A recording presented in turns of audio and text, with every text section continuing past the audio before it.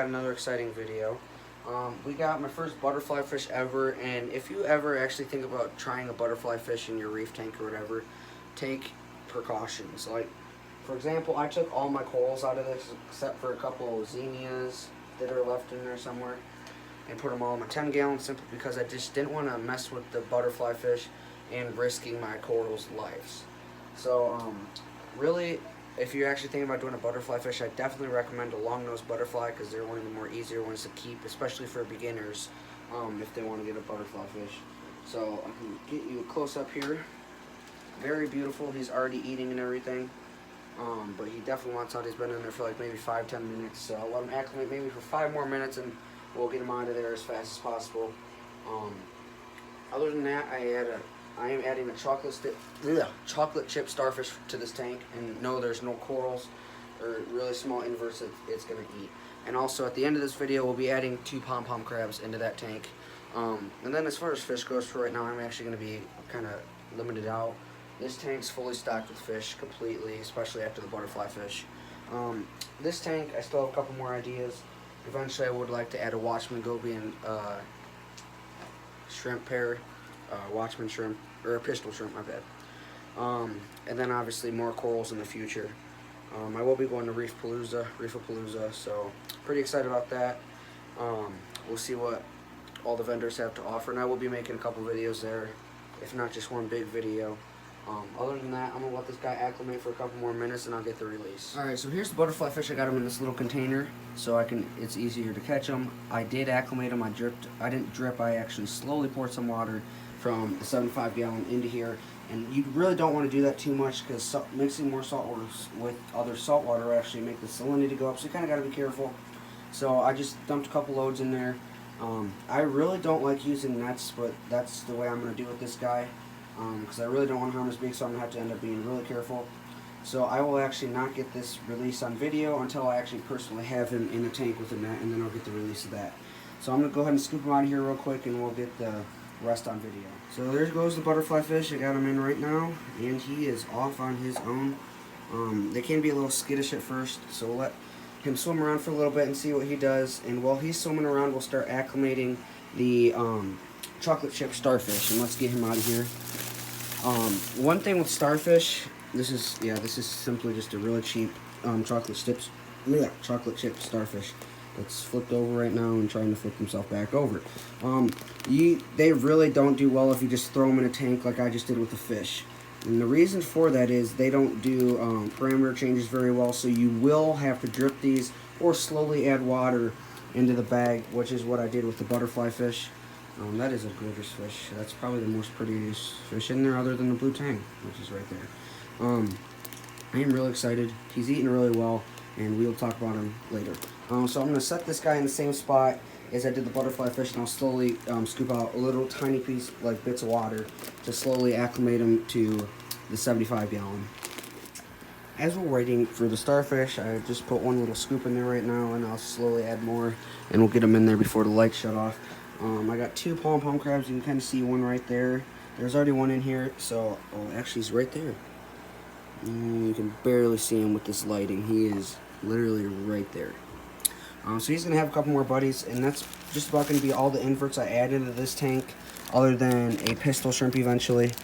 So we'll have to see about that. I'm still trying to decide exactly what I want to do there, and I'm trying to get one of these guys out. These guys actually have little anemones on their front claws, which they use to eat, and they actually help the anemones feed and everything, which is really cool. It's almost a symbiotic relationship with what they do. So we got 2 right next to each other. Let's see what they do. And then the other guy's just walking away. So there will be 3, and like I said, if you zoom in here, you can actually see the 2 anemones on his claws that are just sitting there. And he, like I said, he uses those to eat the food and catch particles out of the water, like phytoplankton, etc., or brine shrimp to kind of pull to his mouth, and then let the anemone eat a little bit too. And now we're gonna head back up here and see if this guy's actually a little bit bigger. He's probably about an inch long almost. And there he is right there. And I'm just using a super fine net. See if I can get him out of here. And there he is. I'm not worried about the macroalgae actually. and it'll be just fine in this tank. If not, everything will actually like it. So we got 3 right next to each other, and like I said, that's just going to be all the crabs I actually add in here. I was thinking about adding a couple hermit crabs, but that'll come with time, and if we have an algae problem, then I will consider that. But right now, the tank actually looks very, very clean. I got some snails in there. They're doing a very good job on keeping this tank clean. I mean, the glass gets a little bit every now and then, and I just use a little scraper to clean it off, because I don't like to put my hands in the tank, because you can get the chemicals and stuff from soap on your hands and oils and stuff. And let me tell you, I just love the movement of Xenia corals and waving hand polyps. They're just so cool to watch. I got some up there, but they don't really do the closing motion as much as these guys down here. They're constantly moving, and I just love it. So like I said, we got 3 pom-pom crabs in here. I'm going to go ahead and keep adding a couple scoops into the Starfish's little cup down there, and we will get him in the tank soon. So I ended up scooping out 5 little cups and adding it to him. I've let him sit there for almost 20 minutes, and I feel like that he's ready. And one thing you actually want to make sure you don't do to your starfish, same with sponges and everything, you do not want to expose them to the air. So what I'm going to do is pretty much most of this water in this bag is kind of converted to almost my parameters. So what I'm going to do is I'm just going to simply let it go, and I don't recommend just doing this from a random pet store like Petco and stuff, because their parameters aren't always good. But I trust the store that I work for and everything. We keep our parameters very well. So I'm just going to try to slowly work him out of there, and we're going to get him into the tank, and there he goes, and I'm try to flip him upright. And I'll just have to flip him back over with the net, and he will be good to go. So as you can see, he is definitely starting to grasp a rock. I just flipped him over, and he's already starting to move a little bit. He's just kind of feeling around, getting used to the tank. And like I said, you want to make sure you don't expose them to the air. That is one critical thing. And you also want to make sure you take time acclimating them, or they will simply just die. Butterfly fish is doing really good over there. I will be back in probably about 20 minutes, and we're going to check in on everything and see how it's going, and then that'll be a wrap for this video. Right around 20 minutes, I came back up here, and everything actually seems to be doing good.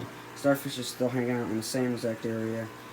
Sorry for the glare in the tank. I'll go ahead and turn my light off quick. Let's see, where'd he go? Butterfly fish is right here hanging out. This guy is probably the most gorgeous fish I have in my tank. He did mess with the coral banded shrimp for a second, but they still seem to have a little bit of something going on. So I'm not too concerned about that, because the coral banded shrimp can kind of handle itself. I'm actually kind of more worried for the butterfly. Scopus Tang is definitely checking them out. Everything seems to be doing okay so far. And obviously there may be a little bit of aggression between these two at first, because they are almost similar in color. And if that's the case, I will simply just pull the Scopus Tang from the tank. He's not the prettiest fish in the tank anyways. I'd rather have the butterfly than this guy. So that's really going to wrap it up. I'm going to flip the camera and talk for a couple more seconds, and that's going to be it. Well guys, I really hope you enjoyed this video. Next week we have some more reef nutrition products we're going to try out. We got the phytoplankton and the oyster feast, so I'm really excited about that. I actually did get some blue hypnea algae in, which is down in the macro tank, and we're going to start growing that out. That'll have its own separate video at some point. Everything's doing good. I'd like to thank everyone for supporting me in all this and everything. My YouTube fans are the best. Other than that, that's pretty much going to be it for this video. Be sure to hit that subscribe button. Don't forget to be the fish and get outdoors. We'll see you next time.